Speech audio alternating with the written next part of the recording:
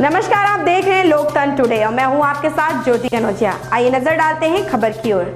उत्तर प्रदेश में होने वाले उपचुनाव के लिए नामांकन की प्रक्रिया शुरू हो गई है। इसी क्रम में अमरोहा जनपद की नौगावा विधानसभा में होने वाले उपचुनाव को लेकर समाजवादी पार्टी के प्रत्याशी जावेद आब्दी ने अपना नामांकन कराया।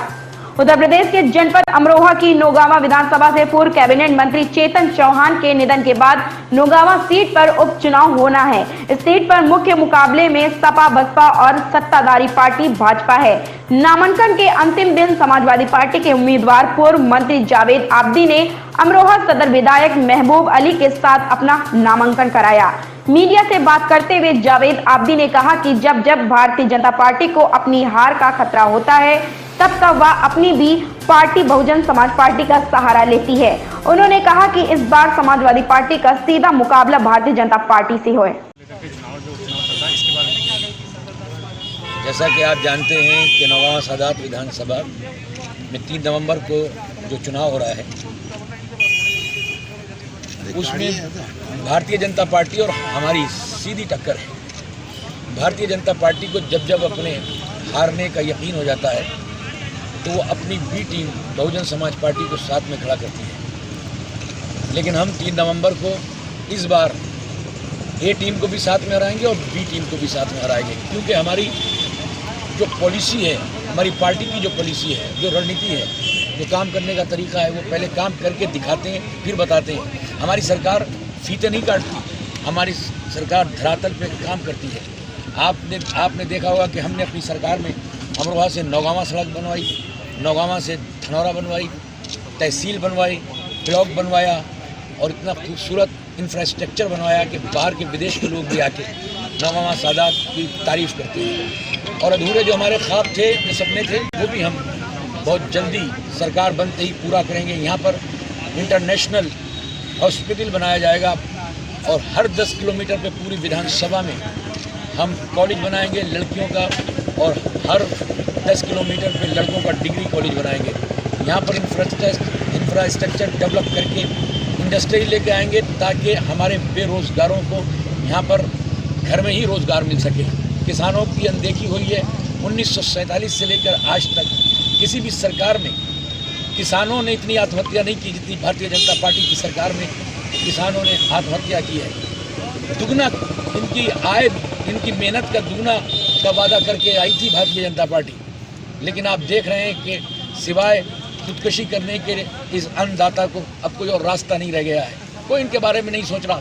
जितना ये सरकार की योजनाएं हैं वो सिर्फ और सिर्फ अडानी और अंबानी जैसे धन्ना सेठों को और धन कमाने के रास्ते हमवार कर रही हैं। इसलिए हम अपने नौगावा सादात विधानसभा में जीतने के बाद हमारी 2022 में सरकार हुई तो ये सरकार किसानों की सरकार होगी, मजदूरों की सरकार होगी, वंचितों की, डिप्राइव लोगों की सरकार होगी। इसलिए कि हम किसानों के लिए लड़ेंगे और जो ये गठबंधन बना है वो गठबंधन भी किसानों की ही पार्टी का है। समाजवादी पार्टी भी किसानों की पार्टी है, राष्ट्रीय लोकदल भी किसानों की पार्टी है और महान दल भी किसानों के हक में खड़ी हुई है। इसलिए हम सब आने वाली सरकार किसानों की सरकार होगी। जब मंत्री जी अभी जो हाथरस वाले जो मनीषा कांड के बारे में क्या कह रहे हैं, वहाँ पर जो जयंत चौधरी साहब की पुलिस ने लाठियाँ भाजी हैं और इस तरीके का मामला ऐसा सामने आया जो ऐसा है जब कोई सच की आवाज़ उठाने के लिए जिस पर लाठी बरसाई जाती है। साइमन कमीशन जब आया अंग्रेज़ों के ज़माने में तो लाला लाजपत राय पे लाठियाँ बरसाई और लाठियाँ बरसाने के बाद वो लाला लाजपत राय शहीद हो गए।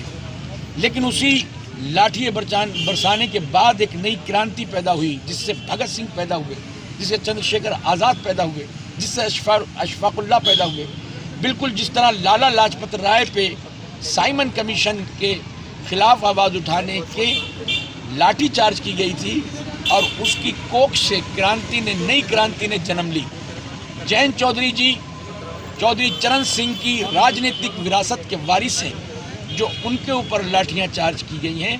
बिल्कुल लाला लाजपत राय की शहादत के बाद और लाठियां चार्ज करने के बाद जो क्रांति पैदा हुई, उसी तरह से जयंत चौधरी जी पे जो लाठियां चार्ज हुई हैं एक नई क्रांति जन्म लेगी और वो किसानों की आवाज़ उठाएगी, वो मज़दूरों की आवाज़ उठाएगी और वो 2022 में सरकार बनाकर किसानों की खुशहाली के रास्तों को हमवार करने का काम करेगी। अच्छा मंत्री जी, लास्ट सवाल रह गया, बीजेपी से आप अपना जो है वो मान रहे हैं, जो मुकाबला बीजेपी से भी नहीं है। क्या मान रहे हैं?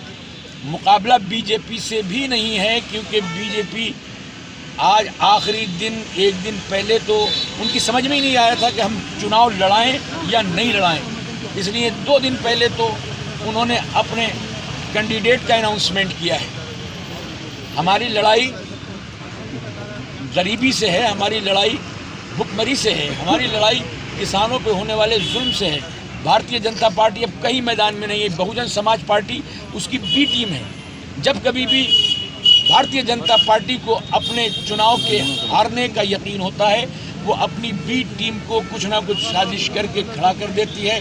लेकिन हम 3 नवंबर में भारतीय जनता पार्टी के साथ साथ समाजवादी पार्टी ए टीम को भी हराएगी और बी टीम को भी हराएगी। जैसे अब अभी आपने बताया कि बसपा जो है वो इसकी बी टीम है भाजपा की, लेकिन अभी लोकसभा चुनाव में तो आपका खुद का गठबंधन था। आप देखिए कि कभी कभी ऐसा होता है कि 2 चीज़ें होती हैं, एक बुरी चीज़ होती है, एक बहुत बुरी चीज़ होती है। तो कभी कभी बहुत बुरी चीज़ को ख़त्म करने के लिए बुरी चीज़ को अपनाया जाता है, कभी कभी कुछ इलाज करने के लिए कड़वी गोलियां भी खाई जाती हैं।